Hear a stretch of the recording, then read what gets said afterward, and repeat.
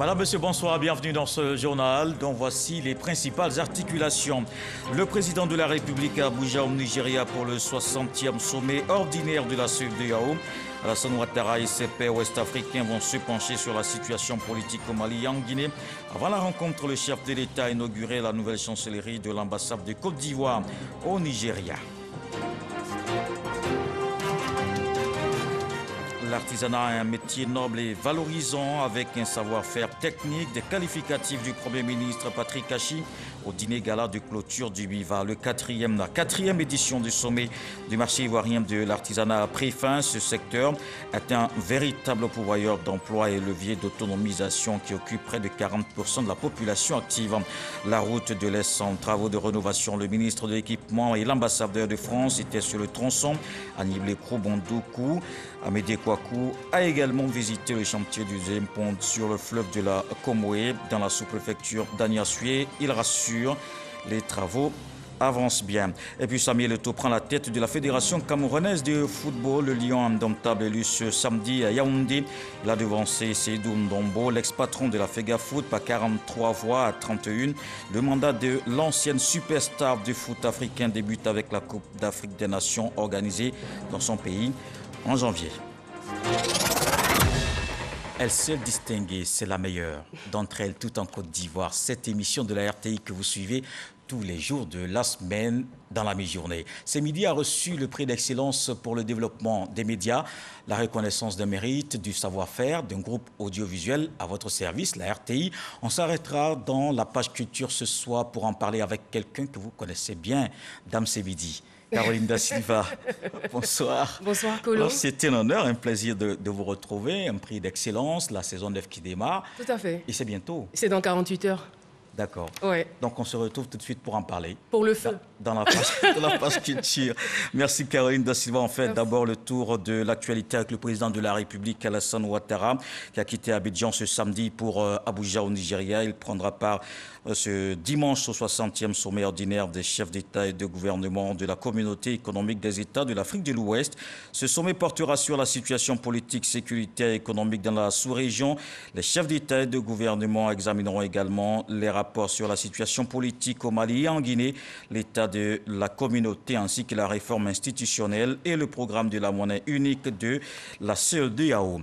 Et le président de la République qui est au Nigeria, il est arrivé aujourd'hui samedi. Demain, Alassane Ouattara va prendre part au 60e sommet de la CEDEAO. Et avant le sommet, le chef de l'État a procédé ce samedi à l'inauguration de la nouvelle chancellerie de l'ambassade de Côte d'Ivoire au Nigeria. Viviane Aïmé. La nouvelle chancellerie diplomatique dont la Côte d'Ivoire vient de se doter à Abuja, la capitale politique nigériane, démontre tout l'engagement du président de la République Alassane Ouattara à bâtir une solide relation entre son pays, la Côte d'Ivoire, et le Nigeria. En effet, si jusqu'à l'avènement au pouvoir du président Alassane Ouattara, les relations diplomatiques et de coopération entre ces deux pays avaient peine à décoller, depuis 2011, elles s'intensifient. Ainsi, la chancellerie de l'ambassade de Côte d'Ivoire, qui était dans le passé logée dans un bâtiment en location, fait désormais place à une imposante construction, reflet de la position de la Côte d'Ivoire dans la sous-région ouest-africaine. Les travaux de réalisation démarrés en mai 2018 se sont achevés en décembre 2020. Et ce samedi 11 décembre 2021 marque l'inauguration par le président de la République Alassane Ouattara de ce patrimoine ivoirien en terre nigériane. Superficie totale, 8130 mètres carrés. Il comprend un bâtiment principal de 3 niveaux, ainsi que des locaux techniques pour abriter les services administratifs et consulaires. La communauté ivoirienne au Nigeria est estimée à plus de 3000 personnes. Hissant fièrement le pavillon ivoirien en plein cœur du quartier des ambassades à Abuja, cette nouvelle chancellerie de la Côte d'Ivoire, réalisée par le constructeur Bouygues, se veut le reflet d'un pays qui aspire à se faire une place parmi les grands. La cérémonie d'inauguration s'est déroulée en présence de plusieurs personnalités ivoiriennes, nigérianes et internationales. Je vous propose quelques réactions. Au nombre des personnalités ivoiriennes présentes à cette cérémonie d'inauguration de la nouvelle chancellerie de l'ambassade de Côte d'Ivoire au Nigeria, une grande dame, par son efficacité, sous une modeste apparence, Il s'agit de l'ambassadeur Touré Maman, qui a dirigé la mission diplomatique ivoirienne au Nigeria et auprès de la CEDEAO de 2012 à fin janvier 2020. On peut considérer sans prétention qu'elle a été le chef d'orchestre dans la réalisation de cette nouvelle chancellerie diplomatique ivoirienne. Au four et au moulin, sans complexe aucun, elle a porté ce projet dans sa conception jusqu'à sa réalisation, démontrant brillamment que seul l'acharnement au travail est la clé du succès. Mes sentiments sont des sentiments de joie, voilà, et vraiment de fierté pour le président de la République. Un bâtiment qui a une architecture imposante, qui fait la fierté, n'est-ce pas, de toute la Côte d'Ivoire et qui provoque des envies chez tous nos amis, tous nos partenaires du corps diplomatique et même nos partenaires, nos amis du Nigeria. En Côte d'Ivoire, le marché ivoirien de l'artisanat, c'était du 2 au 11 décembre. Un dîner gala organisé pour marquer la fin de cette 4e édition. C'était en présence du Premier ministre. Ce rendez-vous du MIVA a mis l'accent sur le défi de la restructuration de ce secteur d'activité pourvoyeur d'emploi. Espérance Diakale à Boussanougou. Des artisans et des invités, vêtus dans différents motifs de pagnes africains tissés. Nous sommes au dîner gala de la 4e édition du marché ivoirien de l'artisanat, MIVA. Sur plus de 600 artisans, 50 ont été sélectionnés et récompensés pour la qualité de leur création. Le MIVA, né de la volonté du gouvernement de faire de l'artisanat un outil de création d'emplois et un levier de développement économique et social, est le premier salon africain artisanal qui célèbre l'excellence. L'artisanat ivoirien a pris un pas énorme en avance. Ce soir, nous avons tenu à lancer l'appel du consommé ivoirien. Consommons ce que nous produisons dans notre pays, mais surtout appeler les Ivoiriens à prendre sur eux donc la valorisation du pain tissé. Le salon a pour ambition de faire d'Abidjan une vitrine de l'artisanat pendant les 10 derniers jours. Pour le Premier ministre Patrick Achi, l'artisanat occupe une place importante dans l'économie de la Côte d'Ivoire. Les métiers du secteur de l'artisanat deviennent pour nous une aubaine relative pour le travail des jeunes, mais également des femmes de tout âge. C'est un vivier d'emploi pour promouvoir les hommes et les femmes en ce qu'il offre d'énormes opportunités en matière d'emploi, de formation et de création de richesses. Ainsi, au travers de ce MIVA et de la forte implication du gouvernement pour sa réussite, il faut percevoir la volonté du chef de l'État, son Excellence le Président Alassane Ouattara, de valoriser davantage nos produits locaux et l'ingéniosité des acteurs du secteur de l'artisanat et de mieux préparer le secteur de l'artisanat à prendre toute sa place dans la mise en œuvre du plan national de développement 2021-2025. Les innovations pour cette 4e édition sont d'identifier la meilleure région de Côte d'Ivoire, promotrice de l'artisanat, de créer un village des métiers de l'artisanat et de récompenser les meilleurs artisans. Le deuxième pont sur le fleuve Comoé, les travaux de rénovation de la route de l'Est, des chantiers qui avancent bien. C'est ce qui ressort de la visite du ministre de l'Équipement, Amédée Kouakou, sur le tronçon Aniblé-Krou-Bandoukou. Il y était avec l'ambassadeur de France en Côte d'Ivoire. Le reportage de Yaman Yamien. L'axe Aniblé-Krou-Bandoukou, les travaux de réhabilitation de ce tronçon long de 133 km avancent bien. Les ouvriers sont à la tâche et les choses se déroulent comme prévu. Après le renforcement de la chaussée, ils sont à une autre étape. Le bitumage à proprement parler a commencé par endroits.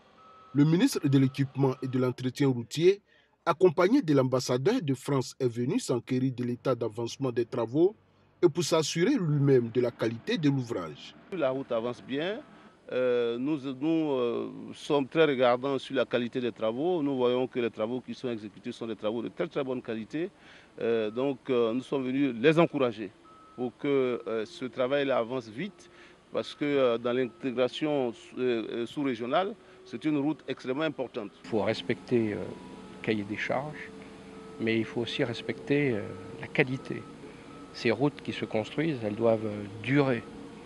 Elles doivent être construites pour des années. Cette voie de l'Est est extrêmement importante. Sa réhabilitation qui est en cours ne peut que réjouir les usagers de ce tronçon et les populations de tous les districts du Zanzan. Nous sommes heureux parce que cette route va nous apporter le développement. Ça va nous lier au Burkina et au Niger. Ces pays-là, désormais, pour aller à Abidjan, passeront par chez nous. Cela amènera du travail et notre région va se développer. Après le tronçon Bondoukou à Imble-Kourou, le ministre Amédée Kouakou s'est également rendu dans le village d'Ané-Kwadiokoro, dans la sous-préfecture d'Aniansué, où ont lieu les travaux de construction d'un deuxième pont sur le fleuve de la Komoé pour faciliter la mobilité des automobilistes. Là, sur le site d'Aniansué, on a donc un pont mixte avec 180 mètres linéaires de longueur qui est constitué de 3 travées. Les 2 travées des rues vous font 54 mètres linéaires et la travée principale vous fait 72 mètres linéaires. C'est un ouvrage important qui va être bâti en remplacement de celui qui a été construit en 1935. Cet ouvrage offre donc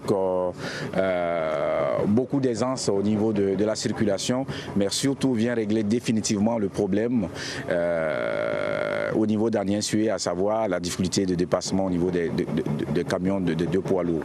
Ici encore, le ministre de l'Équipement et de l'Entretien routier s'est dit satisfait du déroulement des travaux. Ce qu'on retient, c'est que sur ce chantier, environ 90% du personnel, c'est du personnel local. On a même constaté que entre Agniblekro et Bondoukou, c'est environ 40% de femmes qui travaillent.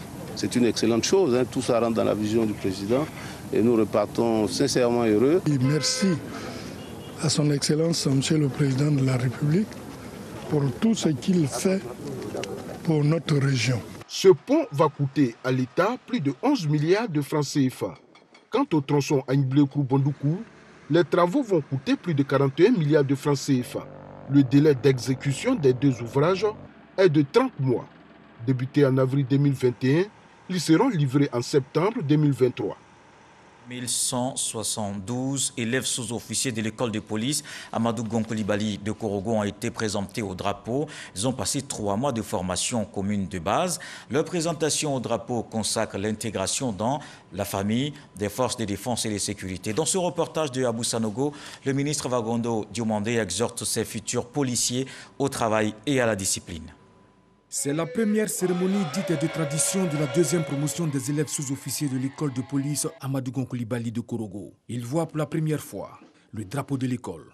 Ils viennent d'achever leur formation commune de base. Ainsi, pendant 3 mois, ils ont été soumis sur le site de l'école à une série de preuves, de manœuvres et d'apprentissages, dont l'objectif est l'acquisition de la culture militaire. Ces 1272 recrues, dont 156 femmes et 1116 hommes sont dignes d'être présentés au drapeau en présence du ministre de l'Intérieur et de la Sécurité Vagondo Diomandé et du ministre de la Communication, des Médias et de la Francophonie Amadou Koulibaly. Une présentation au drapeau qui symbolise l'acceptation de ces jeunes recrues dans la grande famille des forces de défense et de sécurité. Leur formation a été assurée par des instructeurs en provenance de l'état-major de l'armée de terre.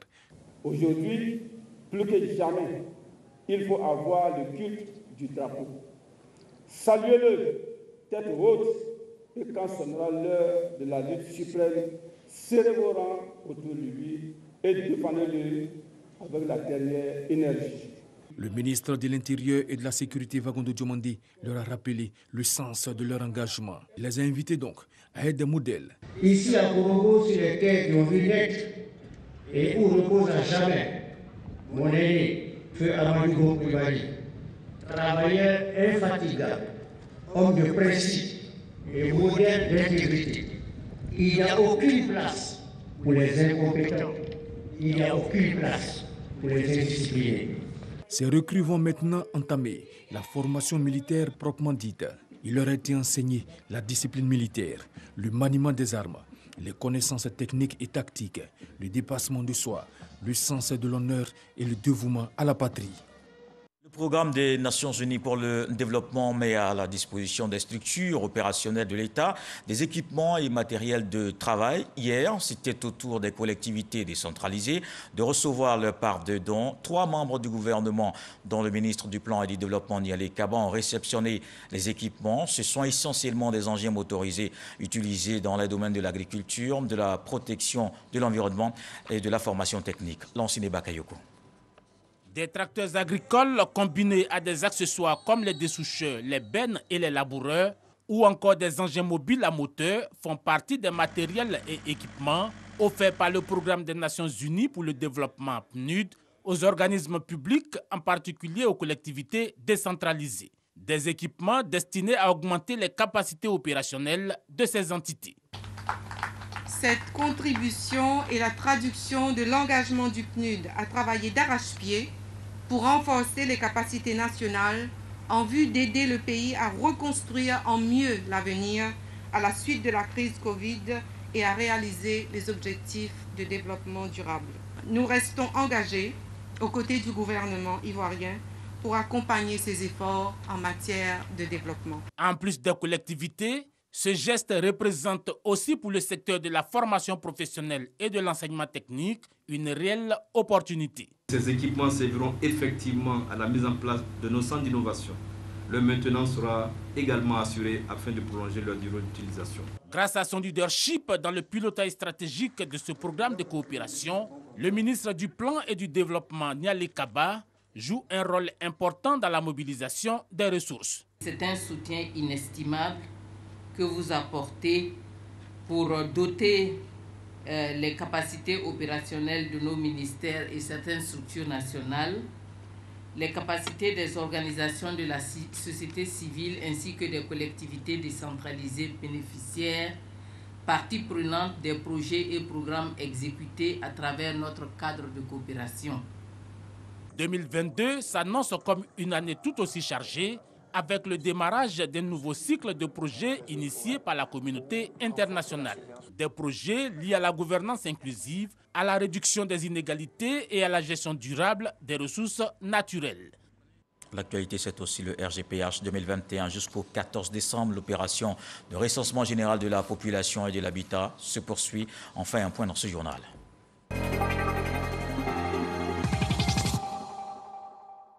C'est une opération qui nous concerne tous et qui court jusqu'au 14 décembre pour permettre de doter le pays de données fiables afin de mieux planifier le développement. Ce samedi, c'était au tour du président du PDCIRD, Henri Konan Bédié. Il s'est fait recenser à son domicile à Abidjan, Cocody, par des agents de terrain. Le président Henri Konan Bédié invite les populations à se faire recenser. Valoriser les acquis et partager les expériences, c'est l'objectif de la rencontre entre les ménages bénéficiaires du projet Filets sociaux et la ministre de la Solidarité. 227 000 familles en situation difficile bénéficient de ce soutien de l'État. Une allocation de 36 000 francs CFA tous les 3 mois. Sadi Matoudia nous amène à Koumassi pour voir ce projet qui impacte les conditions de vie des populations. Dans le quartier de Kokor, dans la commune de Boaké, Draman, jardinier depuis 30 ans, s'active à entretenir ses salades plantées sur une douzaine de lopins de terre. J'ai acheté le nécessaire pour mettre ce projet sur pied. Je loue ce lopin de parcelle mensuellement à 250 voire 500 francs. À la fin du mois, j'arrive à payer la propriété. C'est de bouche à oreille qu'il a découvert le projet Filets sociaux qui vient en aide aux personnes en situation d'extrême pauvreté. Bénéficiaire depuis 2020, il a pu ainsi investir dans l'achat des engrais pour les salades et les légumes. Aujourd'hui, Draman, père de 4 enfants, arrive à s'en sortir. Avant, j'entretenais les lopins de terre pour d'autres personnes et je ne gagnais que 250 francs par lopin. Avec l'argent des filets sociaux, je réalise pour moi, je gagne comme marge de bénéfice 1000 francs par lopin et selon la fréquence de vente. J'arrive à m'occuper de ma famille, j'ai pu inscrire 2 enfants de plus à l'école. Comme lui, ils sont 540 bénéficiaires à Boaké Commune et font partie des 227 000 bénéficiaires au plan national pour un montant de plus de 60 milliards redistribués. Valoriser les acquis et surtout partager les expériences, voilà ce qui a réuni 3 000 bénéficiaires d'Abidjan et la ministre de la Solidarité, Belmond Dogo. À ses côtés, son collègue de la protection sociale, venu sensibiliser sur la carte CMU dont bénéficient gratuitement ces ménages. Des témoignages sur les difficultés traversées par le passé et aujourd'hui l'espoir suscité grâce à ces allocations. Je voudrais vous dire que le président Alassane Ouattara est fier de vous. Il vous demande de continuer de croire au projet Filets sociaux et vous assure de sa pleine détermination à améliorer quotidiennement et significativement la vie de ses concitoyens. Les directeurs régionaux de la solidarité et de la protection sociale ont vu ainsi leur capacité de mobilité renforcée avec 19 véhicules mis à la disposition des structures d'encadrement qui assistent les populations. Allons dans la commune de Yopougon. Le ministre Adama Diawara rencontre les femmes et jeunes du quartier Koweït. Les échanges ont porté sur les mécanismes de création d'activités génératrices de revenus. Adama Diawara rassure de son soutien. Eugène Toubé. Ce sont des femmes et des jeunes du quartier Koweït fortement mobilisés et enthousiastes qui ont accueilli Adama Diawara au terrain béni, place réservée aux grandes rencontres dans cette partie de la commune de Yopougon. Pour une première visite dans ce quartier de ministre de la République, ces deux franges importantes de la population n'ont pas eu de retenue pour ressasser les problèmes qu'elles rencontrent au quotidien, problèmes liés à la vie dans le quartier. Leur autonomisation, leur contribution en tant qu'acteurs participant au développement de leur commune, ce sont entre autres besoins et préoccupations posés au ministre Adama Diawara. Au niveau de Yopougon, nous avons fédéré nos associations avec un chapelet de doléances que nous lui avons remis. Nous plaidons auprès du ministre pour que nous puissions avoir l'école et tout. La venue du ministre Adama Diawara marque un nouveau départ pour ces jeunes et ces femmes du quartier Koweït. La rencontre du terrain béni consacre l'union retrouvée dans le respect des différences ethniques, religieuses et politiques avec une perspective nouvelle, l'inclusion socio-économique pour leur réalisation sociale.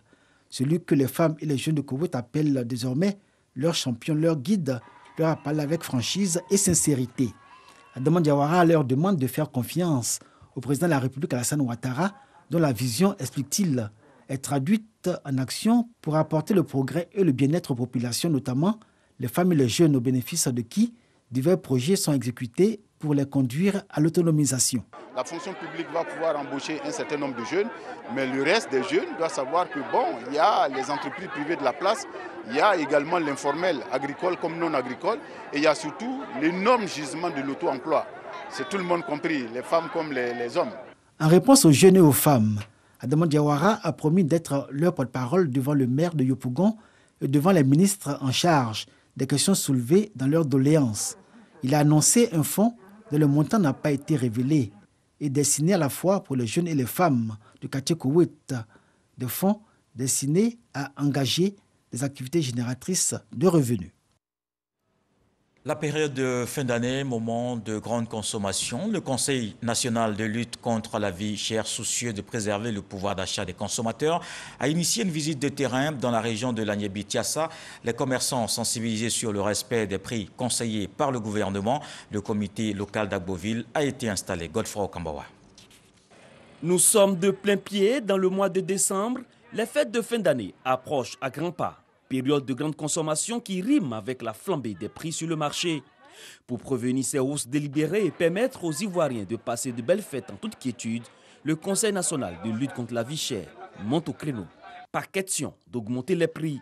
Sur le marché d'Agboville, dans la région de Lagnébi-Tiassa, Dr Rani Didis Bakone passe le message à travers des échanges francs avec les commerçants. Le gouvernement, au mois de juillet 2021, a décidé, parmi les mesures immédiates de lutte contre la vie chère, de se rapprocher des populations. Et cette mesure pour se rapprocher des populations s'est traduite par la mise en place de comités locaux de lutte contre la vie chère dans toutes les régions de la Côte d'Ivoire. On veut permettre aux populations de pouvoir fêter dans la joie sans flamber des prix. C'est le mot d'ordre que le gouvernement lance. Des fêtes solidaires. Il y a des prix homologués, il y a des prix certifiés. Quand vous allez à la station, quelle que soit la station de Côte d'Ivoire, vous savez aujourd'hui que votre carburant va vous revenir à 615 francs le litre. C'est la même chose pour des produits comme le gaz butane. Et nous devions nous battre pour maintenir les prix à un certain niveau. Le dialogue, rien que le dialogue et la discussion permanente avec les différents acteurs du commerce devrait nous permettre de maintenir cette situation. Avant cette descente sur le terrain, le comité local de lutte contre la vie chère d'Agboville a été installé à l'issue d'une séance de travail. Ce comité est présidé par le préfet de région. Et notons que sur 30 comités locaux de lutte contre la vie chère prévus, 28 ont déjà été installés à travers le pays et sont déjà fonctionnels pour permettre donc aux Ivoiriens de passer de belles fêtes de fin d'année et surtout dans la sécurité Avec cette exhortation, la vigilance face à cette pandémie de Covid-19 qui continue, on voit les chiffres du jour.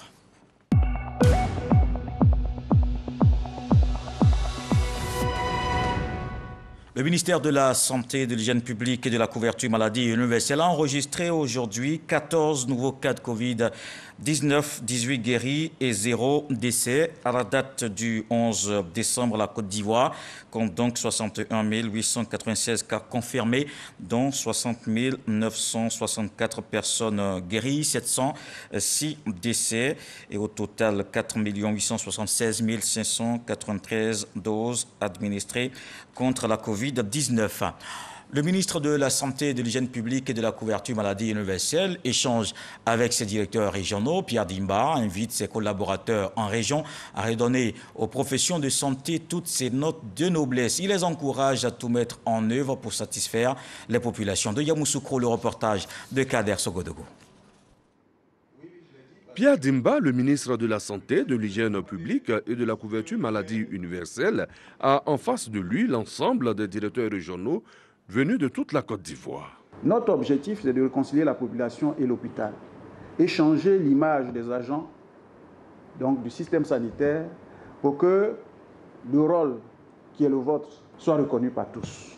Nous allons faire le plaidoyer pour que ceux qui nous dirigent et le gouvernement tiennent compte de votre rôle spécifique et valorisent vos conditions de travail, mais nous-mêmes, nous devons travailler à valoriser davantage ce rôle. Ça ne peut pas se faire sans les DR qui sont, pour moi, le pivot du système. Des directeurs régionaux qui perçoivent la quintessence du message de Pierre Dimba.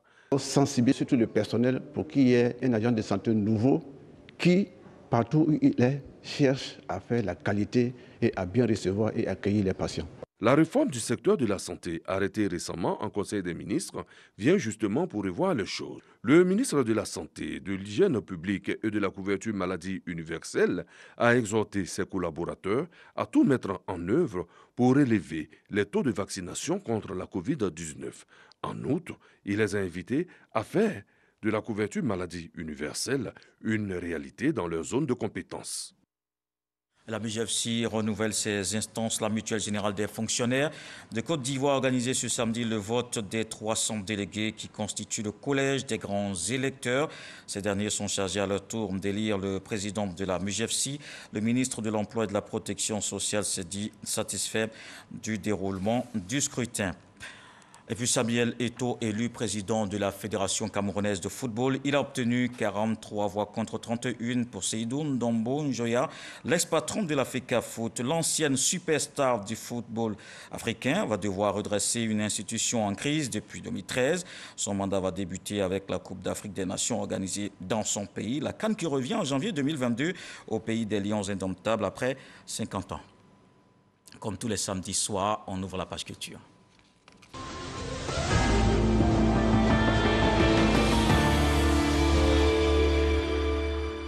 Le Massa 2022 se tient de 5 au 12 mars. Cette semaine s'est tenu le lancement de cette édition 12 du marché des arts du spectacle d'Abidjan.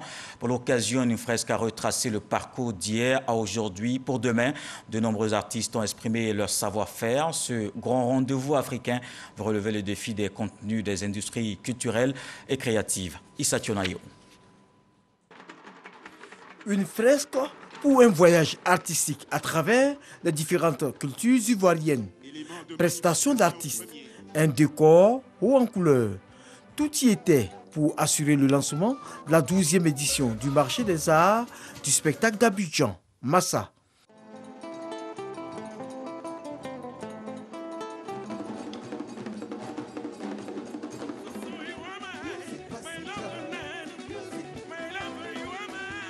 C'est toujours un plaisir en tant qu'Ivoirien de voir le Massa se dérouler et d'accueillir tous ces acteurs culturels venus du monde entier. Depuis 1993, le Massa participe à la promotion des arts et de la culture sur le continent.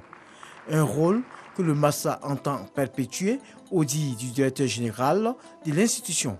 Pour le Massa 2022, la Biennale sera l'une des activités qui présentera les couleurs des innovations majeures apportées à ce marché international.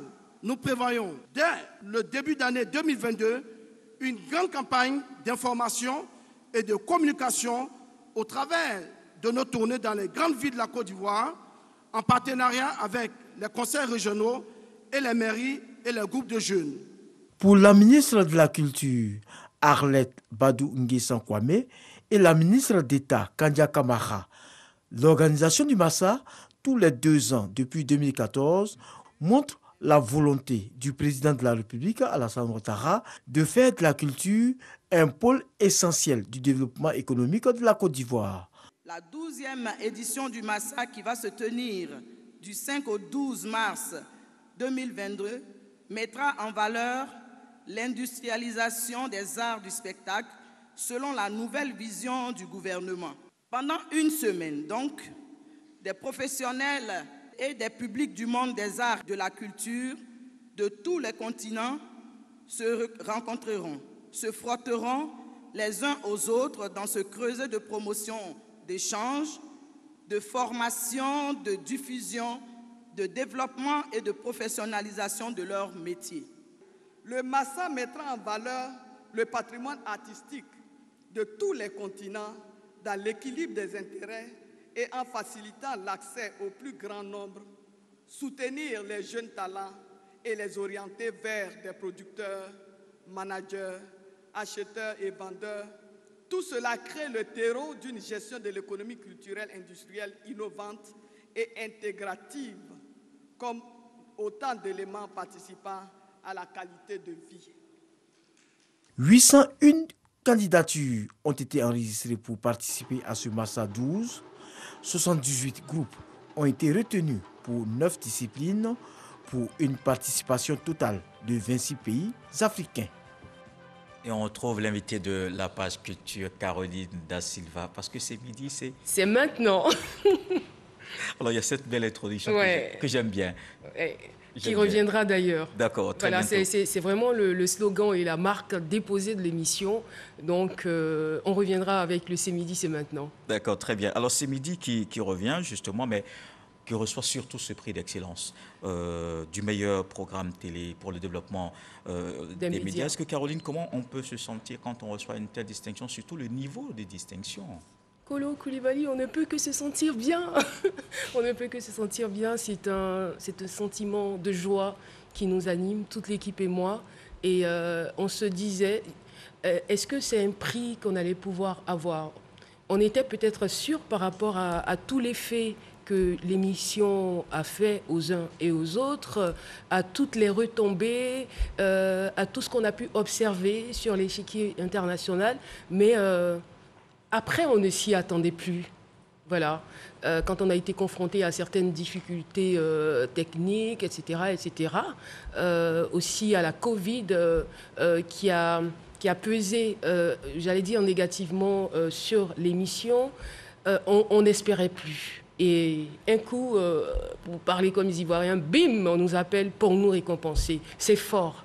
C'est fort, et de savoir qu'on reçoit un prix du président de la République. Vraiment, on profite de cette lucarne pour lui dire un grand merci pour la reconnaissance. D'accord. Alors justement, c'est cette cérémonie de récompense qui s'est tenue le 5 novembre dernier. Saint-Média a reçu le prix d'excellence pour le développement des médias. Voyons ce résumé de Serge Pacom, Didi et Abou Sanogo, et on se retrouve.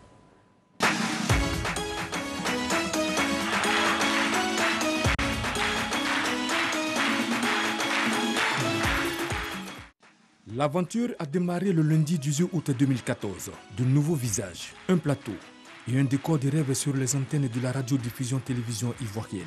Les téléspectateurs ont droit à la toute première diffusion de l'émission C'est midi, une sorte de révolution qui essaie de mettre la chaîne nationale au diapason des grandes chaînes internationales de télévision. Des efforts reconnus lors de la 8e édition de la Journée nationale de l'excellence, le 5 novembre dernier au Palais de la Présidence de la République, en présence du chef de l'État, Alassane Ouattara.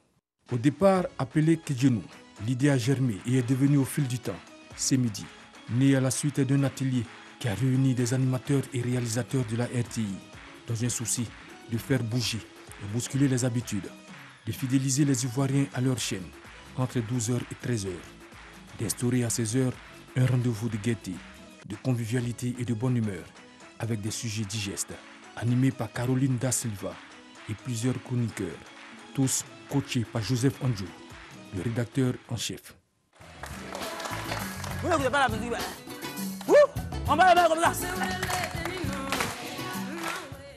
Derrière ce plateau, c'est toute une grande équipe chapeautée par Cissé Insa, le producteur délégué, et Dekao Jeanne Failou, la réalisatrice qui travaille d'arrache-pied pour offrir ce nectar télévisuel aux téléspectateurs pendant 8 saisons de ce programme télé et qui auront la primeur de découvrir la 9e saison à partir de ce lundi 13 décembre 2021. Alors, Caroline Da Silva, pour vous, qu'est-ce qui a vraiment fait la différence pour ce prix notamment? Qu'est-ce qui a fait la différence? Ça sera peut-être un peu difficile de répondre à cette question. Déjà, j'étais très émue de voir ces images. Chaque fois que je vais sur Internet pour regarder les anciennes émissions de ces midis, c'est avec beaucoup d'émotion que je les regarde. Je me dis, on a réussi à faire ça. Mais attends, mais à quel moment j'ai eu le mot juste pour telle ou telle émission? Ce qui a fait la différence ou ce qui a fait la force ou ce qui fait la force de ces midis, c'est que nous sommes au cœur des Ivoiriens. Ces midis a un fond constructeur. Et je vais dire à l'image, bien évidemment, de la RTI qui est la mémoire des Ivoiriens.